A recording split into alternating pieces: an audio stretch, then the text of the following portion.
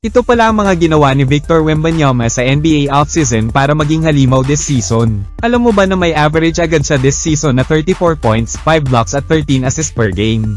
Matapos ang maagang pagtatapos ng kanyang 2024 at 25 NBA season dahil sa deep vein thrombosis sa kanang balikat, pumasok si Victor Wembanyama sa offseason na may malinaw na misyon ang maging mas matatag, mas agresibo, at mas dominanteng bersyon ng sarili. Hindi niya ginamit ang pahinga bilang excuse, kundi bilang pagkakataon upang ayusin ang katawan at isipan. Ayon sa kanya, ito ang pinaka-brutal at pinaka-transformative na offseason sa buong buhay niya. Ginamit niya ang panahon ng rehabilitasyon upang bumawi mula sa injury at patunayan na kaya niyang maging tunay na halimaw sa NBA. At nagsimula ang lahat sa isang hindi inaasahang lugar, ang Shaolin Temple sa China. Nagpunta si Wembanyama sa Shaolin Temple sa Zhengzhou, China, kung saan siya ay sumailalim sa 10 araw na matinding pagsasanay kasama ang mga monghe. Araw-araw siyang gumigising ng 4:30 am upang magsagawa ng meditation, balance drills, stretching, at mga kung fu movements na tumatagal ng 8 to 10 hours. Umaabot sa mahigit 1,000 kicks at daan-daang jump repetitions ang ginagawa niya kada araw.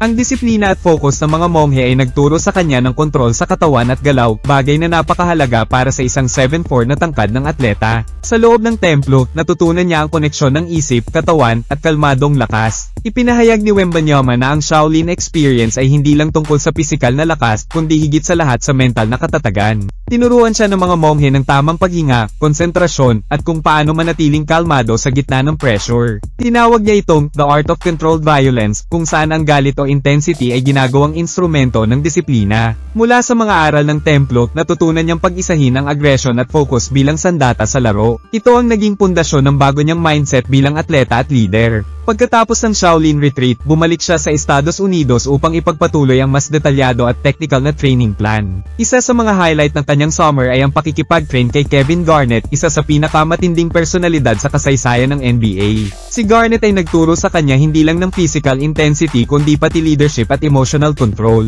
Sa kanilang mga session, pinagsama nila ang workouts at mga talakayan tungkol sa mentalidad ng isang tunay na leader. Tinuruan siya ni KG kung paano maglaro na may apoy, ngunit may kontrol at direksyon. Ayon kay Wembanyama, si Garnett ang nagturo sa kanya ng kahalagahan ng emotional intelligence. Ipinakita ni KG kung paano gamitin ang emosyon bilang gasolina para sa performance, hindi bilang distraction. Tinuruan siyang alamin kung kailan dapat maging agresibo at kung kailan dapat mag-relax upang makapagdesisyon ng tama sa court. He knows when to turn it on and when to control it, sabi ni Wemby tungkol kay Garnett. Ang mga aral na ito ay nagpatatag ng kanyang confidence at nag-elevate sa kanya bilang vocal leader ng San Antonio Spurs. Bukod kay Garnett, nakapag-ensayo rin si Wembanyama kay Hakeem Olajuwon, ang Hall of Famer na kilala sa Dream Shake. Sa loob ng 4 na session na tumagal ng mahigit 2 oras bawat isa, tinuruan siya ni Hakeem ng footwork, pivot control, at balance under pressure. Layunin ni Olajuwon na matutunan ni Wemby ang pagiging big guard, hindi lang isang tradisyonal na sentro. Tinuruan siya kung paano gamitin ang kanyang haba at agility upang makalika ng scoring angles at depensang hindi inaasahan ng kalaban. Ayon kay Hakeem, he's not chasing greatness, he's building it. Kasabay ng mentorship training, ipinatupad ni Wembanyama ang constraint-led approach o CLA sa kanyang drills upang mapaunlad ang instinct at decision-making. Gumagawa siya ng mga situational challenges tulad ng bawal gumamit ng dominant hand o kailangan tapusin ang play sa loob ng 5 segundo. Bukod dito, tinutukan din niya ang pag-ayos ng katawan matapos maklear ng mga doktor noong Hulyo taong 2025.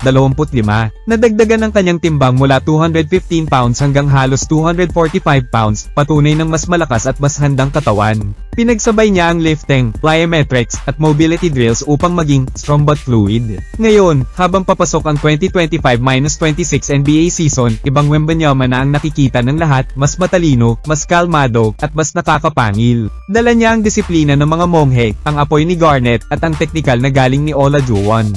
Sa preseason, agad na bumungad ang kanyang bagong anyo sa laro, averaging 34 points, 13 assists, at 5 blocks per game. Sa kanyang sariling mga salita, I don't want to fit in. I want to redefine what a basketball player can be. At kung magpapatuloy ang ganitong dedikasyon, malamang na ito na ang taon kung kailan tuluyang magiging halimaw ng NBA si Victor Wembanyama.